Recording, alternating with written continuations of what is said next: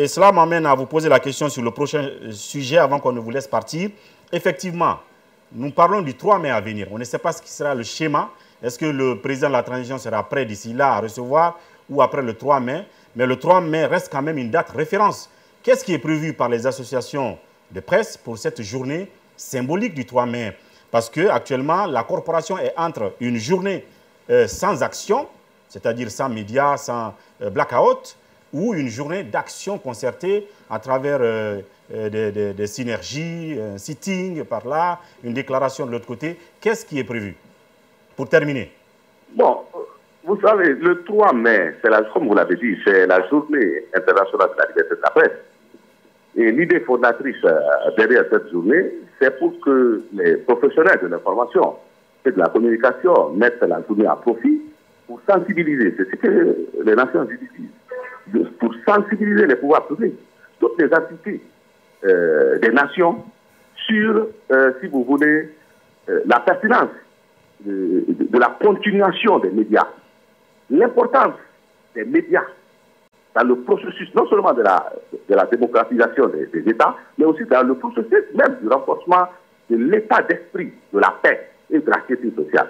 Donc, c'est ce que nous allons faire. Je crois que c'est la colonne vertébrale. On va faire quoi? Il y aura une synergie...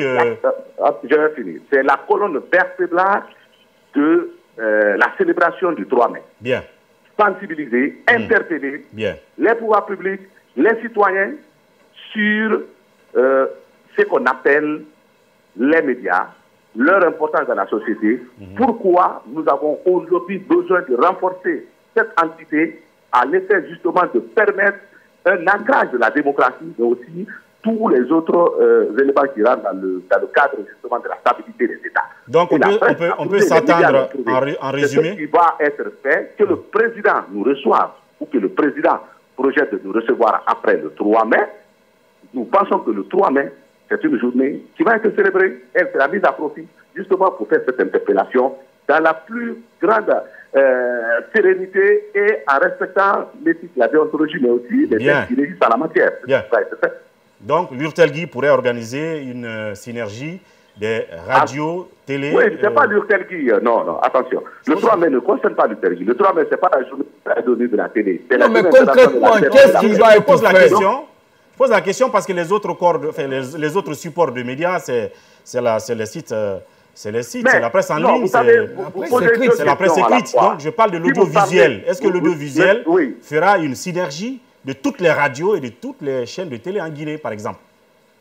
Oui, mais vous savez, pour faire une synergie, l'URTELGUI est tellement bien organisé dans ce sens que ça nous prend 30 minutes pour organiser. Merci beaucoup. Je vous dis simplement que ce soit une synergie qui va être organisée ou d'autres manifestations dans ce sens, des conférences ou autres, le contenu principalement qu'on doit véhiculer ce jour à l'endroit des citoyens, des autorités et autres entités politiques et autres, ça doit être justement cette interpellation et la sensibilisation des journalistes, l'exercice de leur métier, pour la pérennisation de l'esprit des médias dans le pays. Monsieur Aboubacar Kamara, président de l'URTELGUI et président donc du conseil d'administration de la Maison de la Presse. Merci beaucoup, à très bientôt. Et nous, nous suivrons donc les traces de cette lettre adressée à Mamadi Doumbouya jusqu'à sa réponse ou jusqu'à l'absence de réponse. Alors, on le fait un tour de table rapidement sur les deux sujets. La lettre et puis la journée du 3, la presse est entre une journée, d'action ou une journée sans action, oui. Maintenant qu'il est parti, sinon j'avais vraiment envie de lui poser la question. Quand on a suivi l'actualité malienne en tant que président de l'URTELGUI, est-ce qu'il ne s'est pas senti un peu gêné quand on a vu la synergie d'action des associations de presse au Mali, la réplique et la réponse d'ailleurs qu'on a donné au communiqué de la HAC, et derrière, sur le terrain, les actions qui ont été posées, parce qu'il y a des médias qui ont multiplié les émissions politiques par 2. C'est-à-dire qui étaient même des médias qui étaient prêts à faire même des synergies pour donner la parole à ces acteurs, aux acteurs politiques et sociaux, ou associations voilà, qui mènent des activités à caractère politique.